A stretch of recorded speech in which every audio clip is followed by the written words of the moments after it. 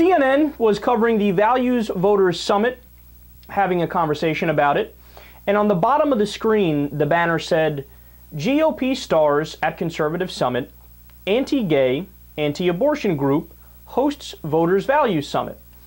So S.E. Cupp, who is another CNN host, she was watching this, I guess, from her house or wherever, and she tweeted, "Hey CNN, can we find a more appropriate banner for the Values Summit other than anti-gay, anti-abortion group?" Now, what's the reality here? Well, the FRC, Family Research Center, was running the Values Summit, and the head of the FRC is Tony Perkins. That name probably sounds familiar to you. A lot of people have heard of him.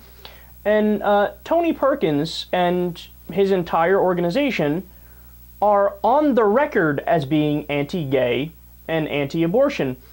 That's not like a controversial claim about that group. It just is what it is. They are that. And they'll tell you they're that. So it's a totally accurate description. It's not made up. It's not outlandish. Well, Andrew Carell of Mediaite saw this whole exchange between, the screen on CNN and then what S.E. Cupp said, and he decided to write an article about it. And I think that his response is so telling because it really shows you the problem with the media. He says, quote, "The banner was referring to the event's host, the Family Research Council, headed up by the frequent cable pundit Tony Perkins. FRC is literally anti-gay and anti-abortion, so the banner is certainly not inaccurate. FRC is quite outspoken and its opposition is quite outspoken about its opposition to homosexual acts and makes plenty of cable news appearances to decry the oncoming wave of a pro-gay culture and whatnot. So yes, there are definitively anti-gay, they are definitively anti-gay and anti-abortion.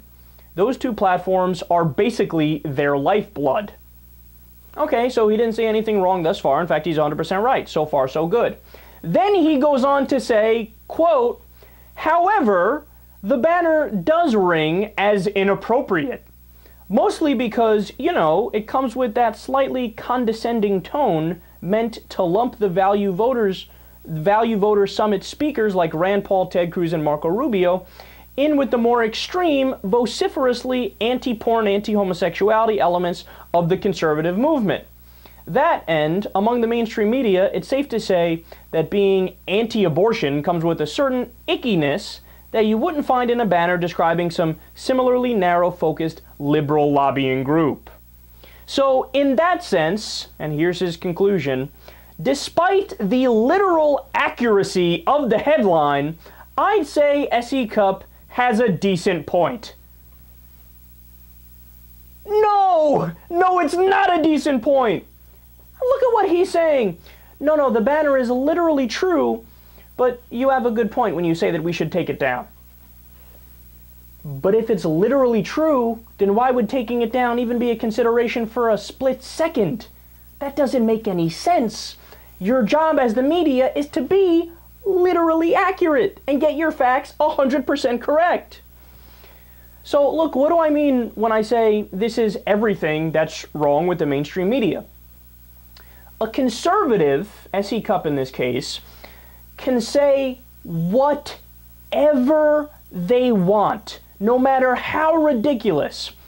And then they demand that they have to be taken seriously because if you don't, you're biased.